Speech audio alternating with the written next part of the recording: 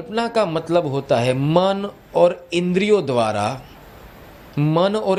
द्वारा जो समझ तुमने स्थूल जगत से प्राप्त की है तथा जो मन की समझ है उसके रचित जो चित्र तुमने बनाए उस चित्रों के साथ ध्यानस्थ होना, उसको कल्पना कहते हैं।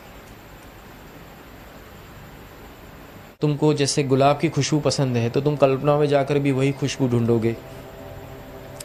तुम्हें साफ सुथरी जगह देखना पसंद है तो तुम कल्पना में जाकर साफ सुथरी जगह देखोगे।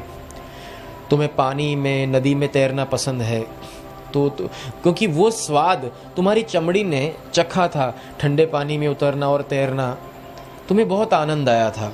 तुम्हें कहीं जाकर एक लजीज खाना पसंद आया क्योंकि वो स्वाद जीभ ने चखा था। मतलब जो तुमने अपनी इंद्रियों द्वारा और मन द्वारा जो जो स्वाद चखे हैं, या तो जो स्वाद पाने की कामना है, जो भोग भोगने की कामना है, उसको कल्पना जगत में जाकर रिपीट करना, उसको देखना, उसको आंतरिक जगत में जाकर भोग भोगना। उसमें तुम मन की हजारों कल्पनाएं होती है, लाखों कल्पनाएं होती है, उसमें राचते रहना, उसको कल्पना कहते हैं। हमेशा जब कल्पना होती है, उस कल्पनाओं को तुम चिंतन करते हो तो कल्पना के अंदर सत्य नहीं होता। वो कैसे, वो मैं बताऊं। अगर तुम आध्यात्मिक जगत में ईश्वर की कल्पना करते हुए बैठते हो कि मुझे ईश्वर को प्राप्त करना है, तो ईश्वर को प्राप्त करने के लिए तुम कल्पना के केंद्र के अंदर कोई मूर्ति लाओगे या तो कोई फोटो लाओगे। अब जो मूर्ति आई या तो कोई फोटो भी आए तो वो भी किसी चित्रकार या तो किसी शिल्पी की कल्पना मात्र ही थी, वो सत्य नहीं था। और जिसने सत्य देखा है वो सत्य को बता नहीं सकता। तो किसी ने किसी बोध को या तो किसी उपदेश को प्रसारित करने के लिए उसने जो कोई रचना की या तो कल्पना की, तुम उसका चिंतन करते हो।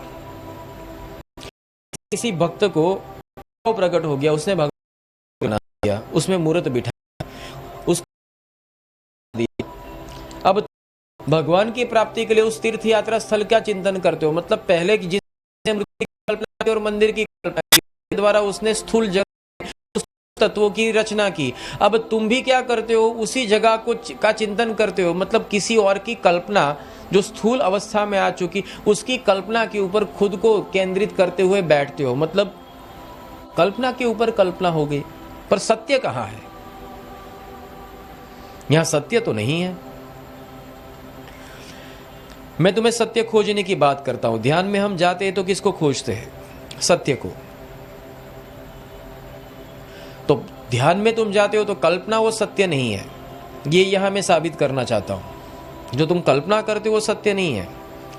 जैसे शास्त्र में पूरी तरह से कहा है, वेदों में कहा है, हर एक धर्म ग्रंथों में कहा है कि ये जगत है, ये मिथ्या है, ये जगत मिथ्या है,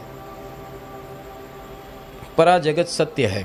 तो परा जगत सत्य क्यों और कैसे, ये अनुभूति के बिना तुम्हें पता नहीं चलेगा। तो पहले इस जगत को, जैसे हम प्रमेय साबित करते हैं, इसीलिए पहले इस जगत को हमें समझना पड़ेगा कि ये स्थूल जगत सत्य है या स्वप्न है। ये एक स्वप्न के समान है। कल का दिन चला गया, वो तुम्हारे लिए आज स्वप्न है। याद करो कल के दिन को, कल के दिन की हर एक गतिविधियों को याद करो। अब तुम्हारे हाथ से कल की जो गतिविधियां चली गई, अब तुम उसको वापिस नहीं ला सकते। है तुम्हारा सामर्थ्य, कल का दिन जो चला गया, तुमने कुछ अच्छा भी किया या कोई भूल भी कर दी, वो चला गया, अब तुम्हारे हाथ में नहीं है। कल का दिन समाप्त।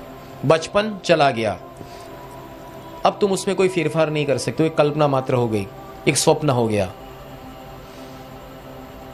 और ये सनातन सत्य है। इस तरह से आज भी तुम जी रहे हो।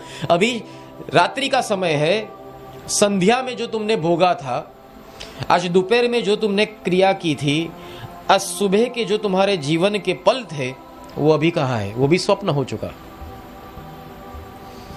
अभी भी तुम स्वप्न में ही हो, क्योंकि अभी भी बह रहे हो, तुम्हारे हाथ में कुछ नहीं है। संतोष है, अखंड आनंद है, निर्भयता है।